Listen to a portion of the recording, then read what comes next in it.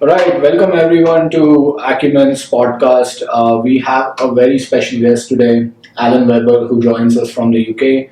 Alan is been a pillar of our Acumen leadership team for the last 6 plus years now, joining in 2016. Alan, is that right? That's correct. Yeah. All right, and Alan builds upon close to 4 decades or more than 4 decades of experience in the aviation industry, mainly in the power plant or engineering and maintenance areas of the business.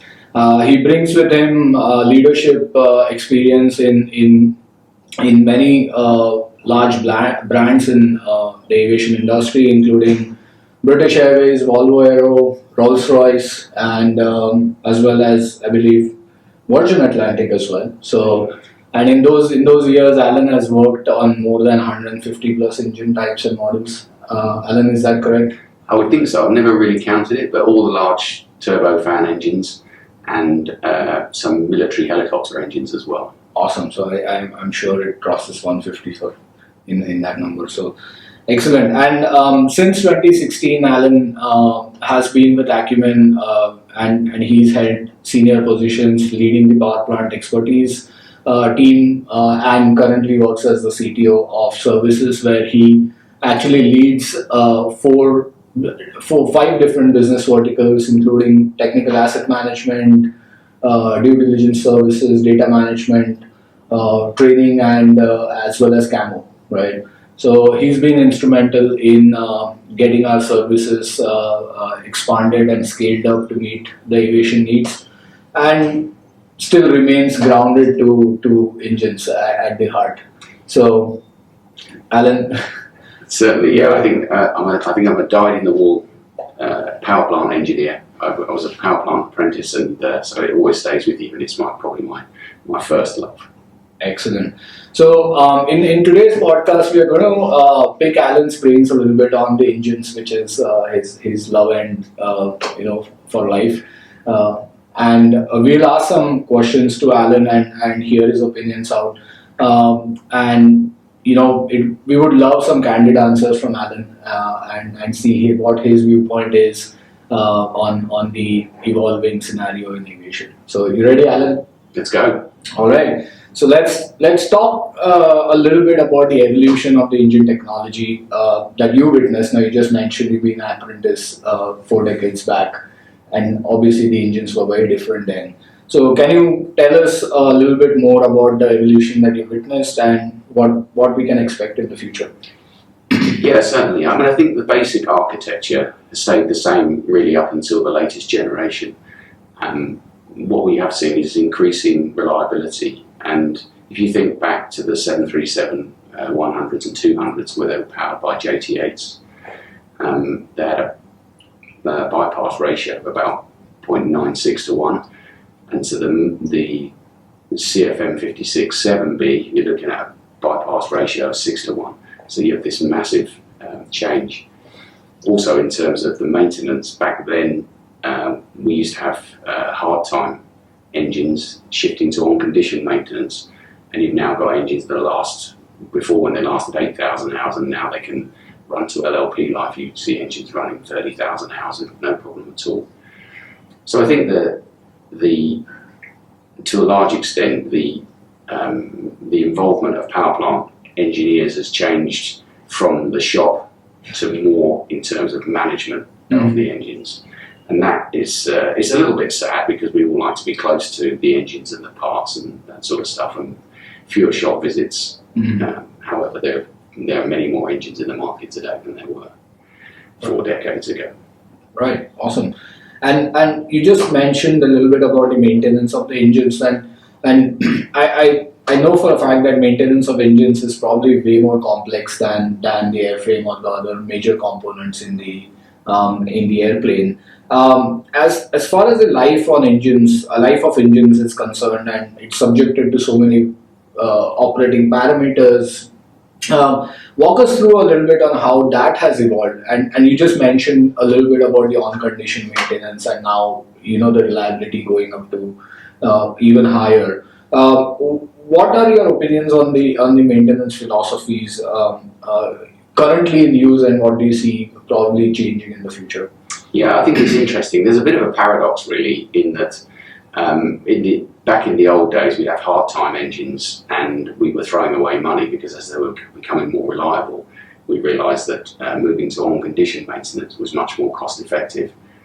And now the OEMs have made the engine so reliable, certainly on the short haul, that now the life-limited parts are actually limiting the lives of the engines.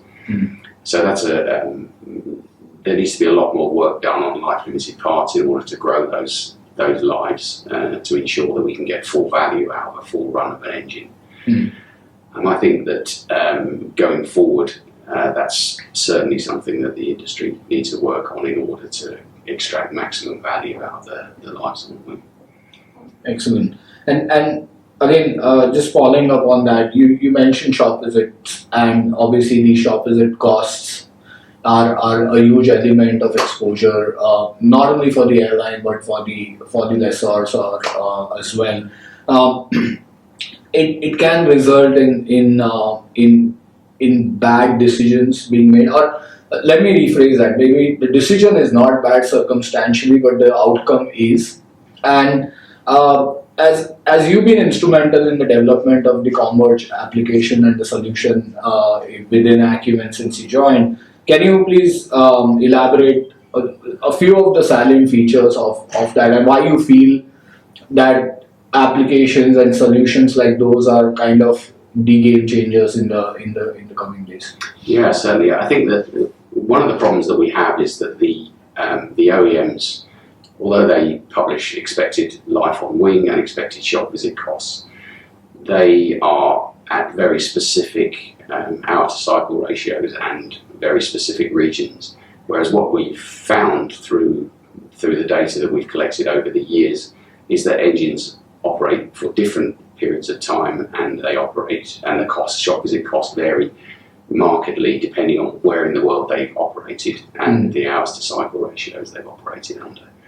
So what we wanted to do was to bring that information all together to allow lessors to establish a maintenance reserve value which would represent the real situation for the engines, or at least limit the risk or understand the risk. Right.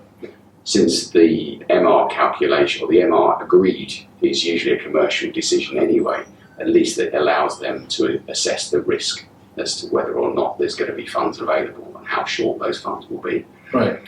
So we developed this statistical model, and we now compare real-world data to the statistical model on a weekly and monthly basis, and changes happen to the system accordingly.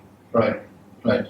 And when it comes to the complexity of simulating scenarios, can you elaborate a little bit on that in terms of how the product helps at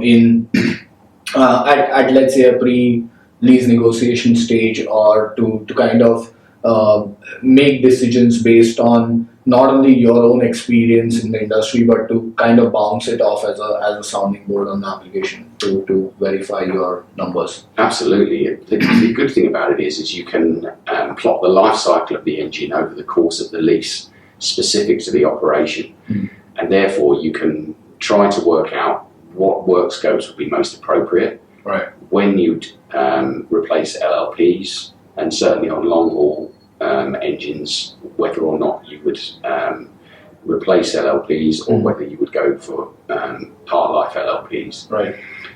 And then look at what the residual value for those engines would be at the end. And you can only do that if you can forecast in a pretty robust way, right, based on real world data. And then at the end of that, come up with a value which helps not only the financing side, but also helps you to manage the risk through the whole life cycle of the engine. Right. That's awesome. And now the pandemic has played a massive role, and just shifting gears towards what's happened in the industry in the past 2 years. Do you see lessor strategies in terms of engine management remain the same, or have they changed? And if they have, how drastically have they changed over the past 2 years? Yeah, we've seen quite a lot of change, really. Sadly, for a power plant engineer to not see any operation and any shop visits for 2 years It's quite an unbelievable situation. So we had a lot of engines around the world parked, and now what we're seeing is there's more a situation of, rather than having shop visits, to cycle engines through the fleet and to swap engines. And this leads to a difference in our services, because instead of traditional management that we would do in the past, we're now looking more advisory services on comparing the replaced engine with the new engine, right, and where that leads in terms of where the engine is in its life cycle and where that's going to leave the engine at the end of the lease as well. So there's quite a lot of difference. It's a much more prediction work rather than physical work in the shop nowadays. Right. That's a shame, right? It is a shame. Well, I feel it's a shame because we want to. We're all curious, I think, about what an engine looks like on the inside, right, after it's been operating into various different environments. Right. Okay. And then to cap it off, of course, I for the audience who doesn't know, Alan does have a crystal ball. So, what does your crystal ball show in terms of the ultra short haul, the intercity, intracity, eVTOL technology coming up, and then the engine technology, sustainable aviation fuel, hydrogen cells. There's so much talk about all this improvement in technology. What's your take on that, and where do you see probably the most promising aspect and probably not so promising aspect of the engine industry going forward? I'm really excited about the next stage, really. We had a change in architecture when we moving the large turbofan engines, separating the fan from the LPT. And now we're looking at how we can make flights more green. So that the two areas of interest really are battery-powered engines for short haul operations, and hydrogen engines for long haul. And I think that there are significant technical problems associated with those, and particularly with hydrogen fuel, since hydrogen naturally exists as a gas. So we'd need to cool it down to minus 250 degrees Celsius, which is what's that, 450 degrees minus Fahrenheit, in order to turn it into a liquid and keep it like that. Right. However, I have confidence in the OEMs and in engineers generally to overcome those technical problems, and I'd like to think that we will be seeing zero carbon engines in the next 20 years. Would you like to work on some of them? I'd be fascinated to work on those engine types. I think the architecture would remain the same. They wouldn't have to do a lot to the engines themselves. But in terms of the fuel storage and fuel delivery, I think that would be a really interesting concept to work on. Amazing. So I think I've kind of come to an end, although there would be so many questions more. I would encourage the audience to kind of listen in to the podcast, reach out to us, and share more questions if you have. I'm sure you do. So please don't hesitate to send us across your questions. Alan, thanks for being here. I'm so glad to have caught you for this podcast. It's been on our minds for a couple of years, but having you in person is way more better than having you on a Zoom or a Teams meet. So that's my pleasure, man. It's nice to be back in Bangalore after 2 years, and hopefully the world will get back to normal and we can all start using the aviation world again. Thank you. Awesome. Thank you so much. Thank you. Okay, that's the end of the podcast, guys. Thank you for tuning in, and also stay tuned for the next one coming up very soon. We will have another excellent colleague and veteran of this industry joining us in the next podcast. So watch this space, guys. To know more, reach out to us at sales@acumen.aero or support@sparta.aero. We would be happy to assist.